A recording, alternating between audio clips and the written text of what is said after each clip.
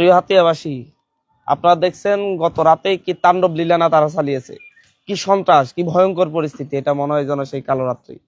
আজকে হাতিয়াবাসীর মুক্তির দিন। আপনাদের সকলকে অবশ্যই কেন্দ্রে যাইতে হবে, সকল বাধা বিপত্তি অতিক্রম করে কেন্দ্রে যাইতে হবে। দলে দলে সকল গ্রাম থেকে পাড়া মহল্লা থেকে আপনারা আপনাদের প্রস্তুতি নিয়ে কেন্দ্রে যান, যাতে করে কেউ বাধা সৃষ্টি করতে না পারে। আজকে যদি মুক্তি না মেলে তাহলে আর মুক্তি মিলবে না, মুক্তি অসম্ভব হয়ে যাবে। এই হাতিয়াকে আপনারা আপনাদের বিবেককে প্রশ্ন করুন, এই হাতিয়াকে এই সকল সন্ত্রাসীদের হাতে ছেড়ে দিবেন নাকি হাতিয়াকে মুক্ত করবেন? যদি হাতিয়াকে আসলেই মুক্ত করতে চান তাহলে এই সকল সন্ত্রাসীদের বিরুদ্ধে প্রতিরোধ গড়ে তুলুন। মা বোনরা, আপনারা সকলের প্রতিরোধের নেতৃত্ব দিন। আপনারা জানেন জুলাই গণ অভ্যুত্থানে মা বোনদের যেই নেতৃত্ব ছিল, সকলে মিলে যেভাবে দাঁড়িয়েছিল, এটা জুলাই গণ অভ্যুত্থানের মতো আরেকটা দিনই আপনাদের সামনে উপস্থিত হয়েছে। আপনাদের অধিকার আপনারা বুঝে নিন, অবশ্যই অবশ্যই আপনাদেরকে বুঝে নিতে হবে। না হয় হাতিয়ায় সেই আগের পরিস্থিতির কথা স্মরণ করুন, কি পরিস্থিতি হতে যাচ্ছে। আমরা নতুন করে হাতে গড়তে চাচ্ছি, আপনাদের সকলের সহযোগিতা প্রয়োজন।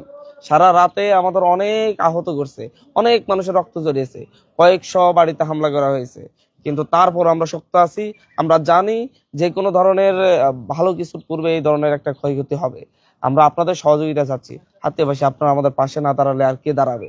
আপনারা সবাই পাশে দাঁড়ান, দেখবেন আমরা মুক্তির দিন, সুন্দর দিন আপনাদেরকে উপহার দিব। সকলকে ধন্যবাদ।